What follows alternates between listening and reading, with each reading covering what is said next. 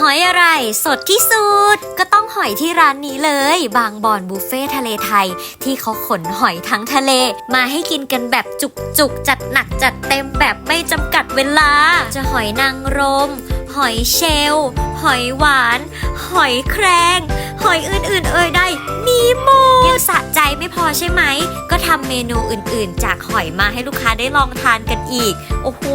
จะคุ้มอะไรขนาดนี้ไม่อยากพลาดความสดความอร่อยก็ต้องมาที่ร้านบางบอนบุฟเฟ่ทะเลไทยตั้งอยู่ที่หลังโครงการ The Rich Plaza ถนนเอกชัยบางบอนเปิดทุกวันตั้งแต่ 5 โมงจนถึงตี 1ไปเลย